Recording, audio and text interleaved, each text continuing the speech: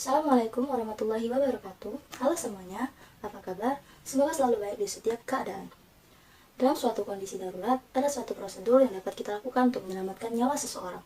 Prosedur ini biasa dikenal dengan CPR. Kalian mungkin pernah mendengar CPR dalam suatu cuplikan film, drama, ataupun sebuah kasus yang pernah terjadi. Namun dalam melakukan CPR ini kita tidak dapat melakukannya secara sembarangan karena hal tersebut dapat berakibat fatal kepada korban. Maka dari itu di sini saya Ahlika Azhara, mahasiswi dari Politeknik Negeri Sriwijaya, jurusan Teknik Elektro, program studi D3 Teknik Elektronika, akan menjelaskan mengenai CPR lebih lanjut mulai dari pengertian hingga cara melakukan CPR itu sendiri. Yang dimana hal ini merupakan tugas dari mata kuliah K3 dan SNI dengan dosen pengampu Bapak Budiman Hanafia, STMTRT. Mari kita sama-sama simak penjelasan berikut ini. Baiklah kawan-kawan, jadi yang pertama di sini saya akan menjelaskan mengenai pengertian dari CPR sendiri. CPR atau singkatan dari Cardiopulmonary Resuscitation atau dikenal juga sebagai RJP, resusitasi jantung paru, adalah sebuah upaya pertolongan medis untuk mengembalikan kemampuan bernapas dan sirkulasi dari darah dari dalam tubuh. Untuk outline dari materi kita pada hari ini yaitu seberapa penting CPR, kemudian bagaimana cara melakukan CPR, dan prinsip-prinsip dasar CPR, lalu hal yang perlu diperhatikan dalam melakukan CPR. Seberapa pentingkah CPR itu? CPR ini sangatlah penting karena terhentinya aliran darah atau pernapasan dapat memicu kerusakan otak yang dapat mengakibatkan seseorang meninggal dalam hitungan 8-10 menit. Dengan pemberian CPR ini, aliran darah yang mengandung oksigen akan tetap disalurkan ke otak dan seluruh tubuh hingga seseorang mendapatkan bantuan medis lebih lanjut. Ada beberapa hal yang perlu diperhatikan atau persiapan dalam sebelum melakukan CPR. Yang pertama yaitu lokasi korban, lalu ada kondisi korban, kemudian tanda vital, lalu amankan korban, dan instansi terkait. Sebelum melakukan CPR, ada beberapa prinsip dasar yang dapat kita lakukan. Untuk dapat lebih mudah mengingat prinsip dasar ini, kita dapat mengingatnya dengan singkatan Doctors ABC.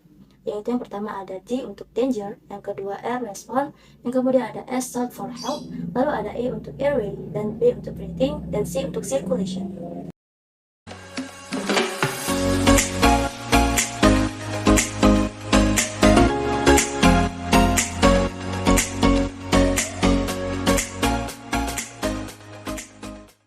Dalam circulation inilah ada beberapa teknik yang biasa dinamakan dengan teknik RJP.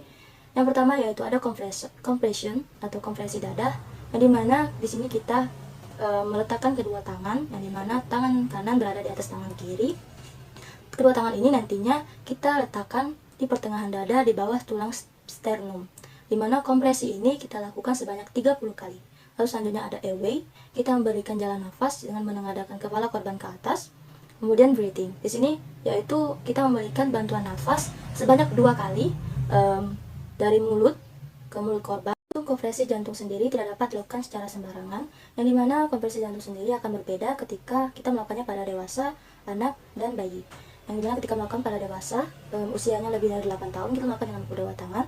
Lalu ketika melakukan kompresi jantung pada anak usia 1-8 tahun, lakukan dengan 1 tangan. Dan jika dilakukan kepada anak atau bayi kurang dari 1 tahun, lakukan dengan 2 jari.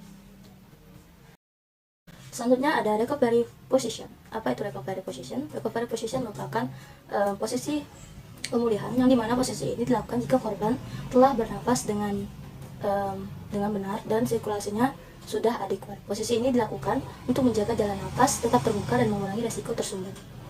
Korban dalam posisi ini, korban dimiringkan dengan meletakkan tangan di bawah kepala korban.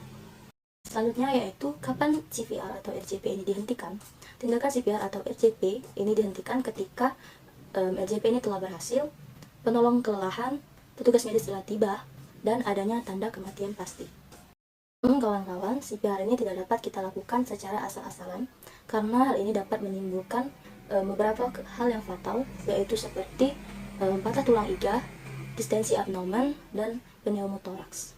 Jadi kawan-kawan, itulah tadi penjelasan mengenai CPR. Terima kasih karena telah menonton video ini. Semoga video ini dapat bermanfaat bagi kita semua. Wassalamualaikum warahmatullahi wabarakatuh.